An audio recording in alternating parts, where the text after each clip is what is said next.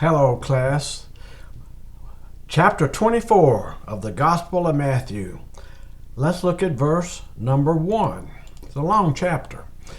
Jesus came out from the temple and was going away when his disciples came up to point out the temple buildings to him.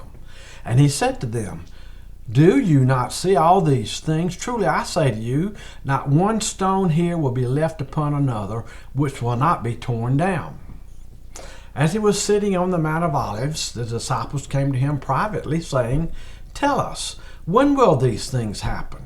And what will be the sign of your coming and of the end of the age?" And Jesus answered and said to them, "See to it that no one misleads you."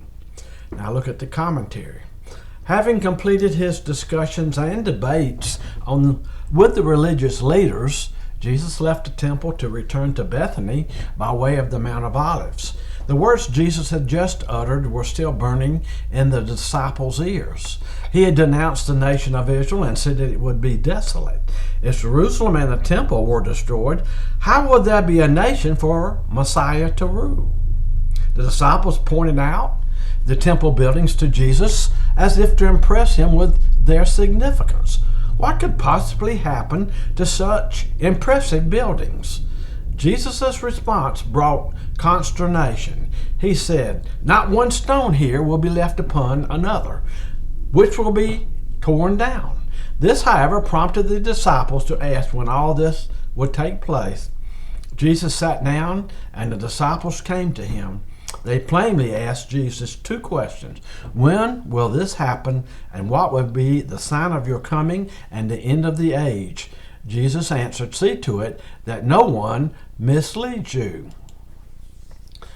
Now in verse 5 we see Jesus speaking to his disciples, "For many will come in my name, saying, 'I am the Christ,' and will mislead many. You will be hearing of wars and rumors of wars. See that you are not frightened, for those things must take place, but that is not yet the end.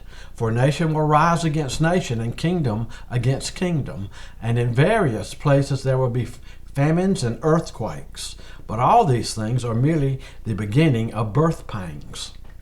Look at the commentary.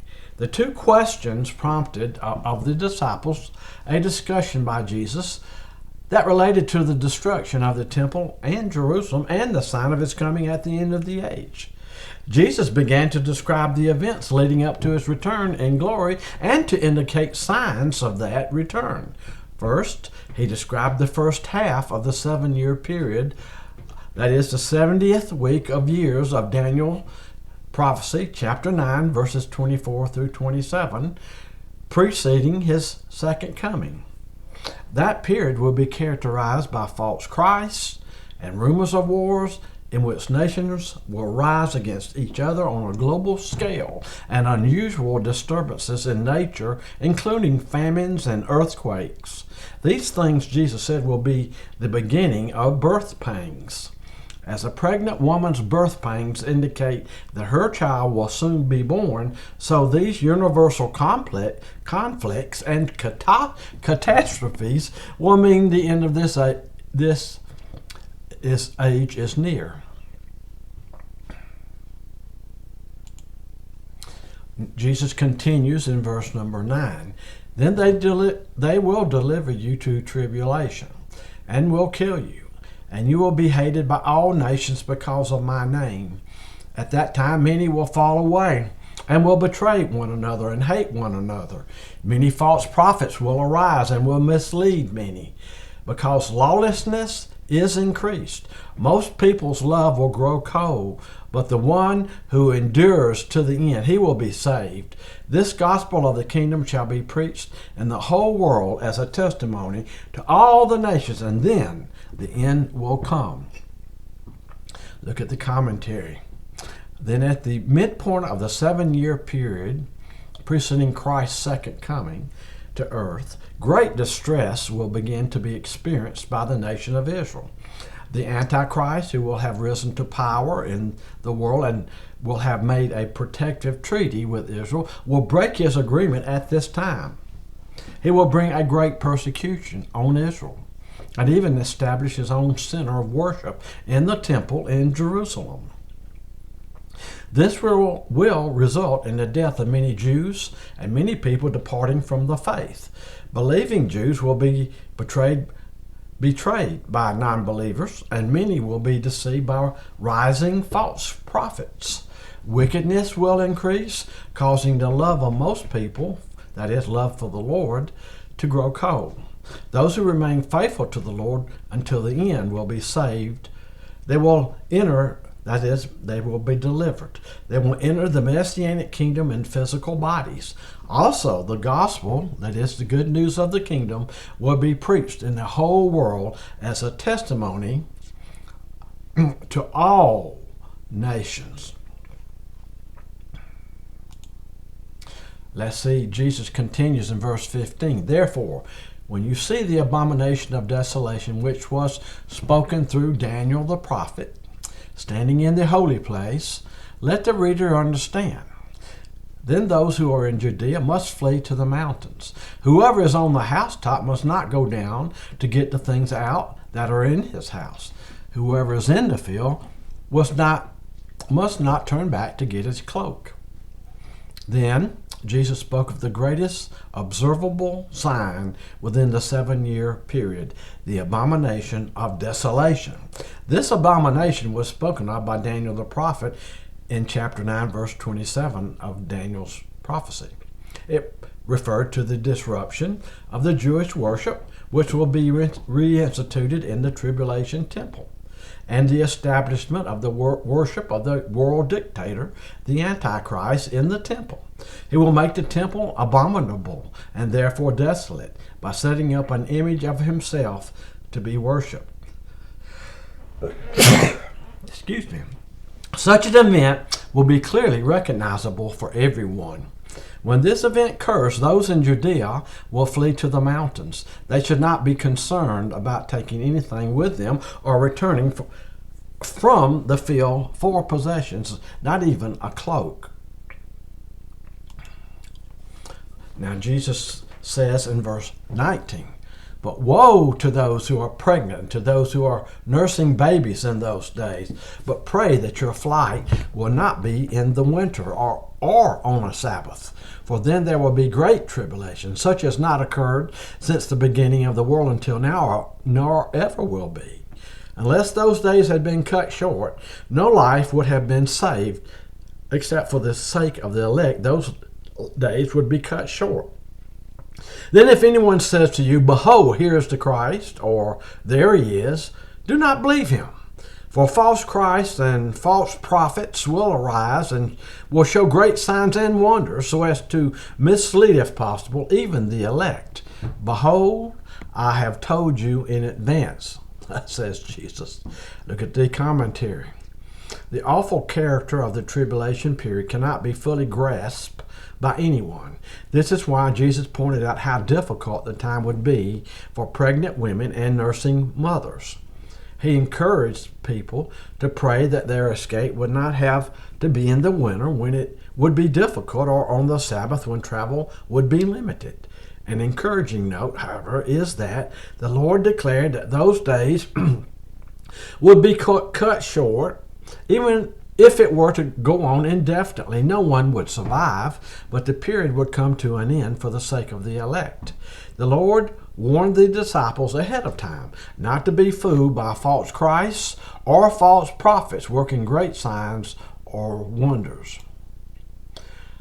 Jesus stated in verse 26, so if they say to you, behold, he is in the wilderness, do not go out, or behold, he is in the inner rooms, do not believe them. For just as the lightning comes from the east and flashes even to the west, so will the coming of the Son of Man be. Wherever the corpse is, there the vultures will gather. The Lord indicated that he would not be on earth bodily. This is the commentary now. At that time. But he will return to earth. His coming will be like lightning flashing from the east to the west. It will be a splendorous visible event. Wherever the corpse is, there the vultures will gather. Similarly, where there is spiritual corruption, judgment will follow. Therefore, Jesus will come quickly in judgment after the end of the 7 years of tribulation. Jesus continues in verse 29. But immediately after tribulation of those days, the sun will be darkened, and the moon will not give its light, and the stars will fall from the sky, and the powers of the heavens will be shaken.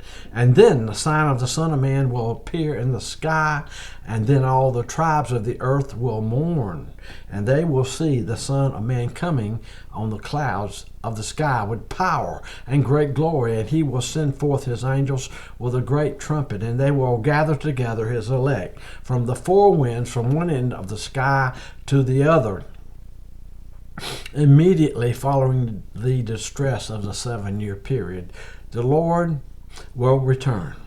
His return will be accompanied by unusual displays in the heavens and by the appearing of his sign in the sky.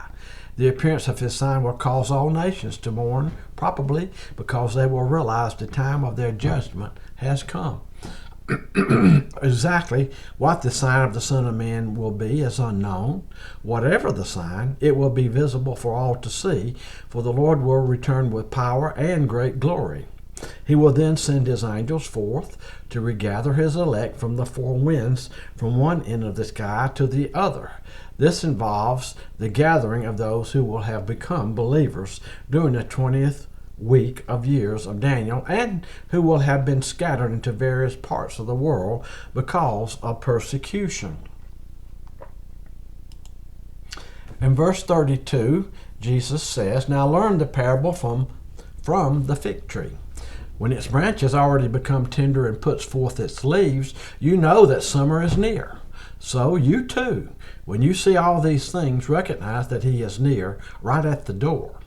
Truly, I say to you, this generation will not pass away until all these things take place. Heaven and earth will pass away, but my words will not pass away. But of that day and hour no one knows, not even the angels of heaven, nor the Son, but the Father alone." Commentary of these verses, we see Jesus begins to apply what he is teaching. When the twigs of fig trees begin to get tender and put forth leaves, that is a sure sign that summer is near. Just as a fig tree is a harbinger of summer, so these signs Jesus had been speaking of clearly indicate his coming would follow shortly. Jesus emphasized that all these signs would be necessary. The generation of people living in that future time will see the completion of all these events. The first century generation would experience God's judgment, but the generation that will be living at the time these signs begin to take place will live through that period and will see Jesus coming as the Messiah/King. This promise is certain to come to pass, for it will be easier for heaven and earth to pass away than for Christ's words to fail. Jesus in verse 37 says, "For the coming of the Son of Man will be just like the days of Noah. For as in those days before the flood they were eating and drinking, marrying and giving in marriage until the day that Noah entered the ark. And they did not understand until the flood came and took them all away. So will the coming of the Son of Man be. Then there will be two men in the field. One will be taken and one will be left. Two women will be grinding at the mill. One will be taken and one will be left." Now look at the commentary. "The precise moment of the Lord's return is not known by anyone. But the period before his coming will be like the time of the days of Noah. People then were enjoying the normal pursuits of life with no awareness of imminent judgment. Life continued normally for the people of Noah's day, eating, drinking, and marrying, until Noah entered the ark. But the judgment of the flood came and took all away. It was sudden, and they were unprepared. As it was in Noah's day, so it will be before Christ's return in power and glory. Two men will be in the field. One will be taken, the other left. Analogous to Noah's day, The individuals who will be taken are the wicked, whom the Lord will take away in judgment. The individuals left are believers who will be privileged to be on the earth to populate the messianic kingdom of Jesus in physical bodies. So the wicked will be judged and removed when Christ returns, and the righteous will be left behind on earth to go enter the kingdom of the Messiah. Jesus, in verse 42, says, therefore, be on the alert, telling his disciples as follows, for you do not know which day your Lord is coming. But be sure of this, that if the head of the house had known at what time of the night the thief was coming, he would have been on the alert and would not have allowed his house to be broken into. For this reason, you also must be ready, for the Son of Man is coming at an hour when you do not think he will come. Look at the commentary. The Lord encouraged his disciples to be alert because they could not know on what day the Lord would come. The limits of the tribulation period are known by God because the 70th week of years will have a definite starting time and a definite ending time. But the people living then will only know in generalities the limits of the time. Therefore, watchfulness is important. If a person knows the approximate time a thief may come to break into his house, he takes precautions and prepares accordingly. Likewise, believers in the tribulation who will be looking forward to the coming of the Lord in glory should be alert. They will know generally from the signs of the end when he will return, but they will not know the exact time. Jesus says in verse 45, who then is the faithful and sensible slave whom his master put in charge of his household to give them their food at the proper time? Blessed is that slave whom his master finds so doing when he comes. Truly I say to you that he will put him in charge of all his possessions. The commentary on these verses, we see the second coming of the Lord will be a test of servants. As the master in Jesus' story entrusted all his possessions to his servant, so God has entrusted the care of all things in this earth to his servants. The responses of the servants are indications of their inward conditions. The Lord wants to find his servants, like the first steward, faithfully carrying out his will. Such a servant will be rewarded for his faithful service when the Lord returns. Jesus says, truly I say to you that he will put him in charge of all his possessions. And then in verse 48 through 51, we see Jesus concludes this Olivet discourse. But if that evil slave says in his heart, my master is not coming for a long time, and begins to beat his fellow slaves and eat and drink with drunkards, the master of that slave will come on a day when he does not expect him and at an hour which he does not know, and will cut him in pieces and assign him a place with the hypocrites. In that place there will be weeping and gnashing of teeth. So look at the commentary. But a servant who fails to carry out his stewardship will be judged severely when Jesus comes. Such a servant, concluding that his master was not returning for a long time, took advantage of others. He beat his fellow servants and lived wickedly by eating and drinking with drunkards. Like the wicked people of Noah's day, he was unaware of the sudden coming judgment. But the judgment will come, and he will be dealt with as one would deal with a hypocrite, which is precisely what an unfaithful servant is. His separation will result in eternal judgment, weeping and gnashing of teeth. Apart from the master, likewise, the judgment of the wicked at the Lord's second coming will separate them eternally from God. And that concludes the sermon of the Olivet Discourse here in chapter 24.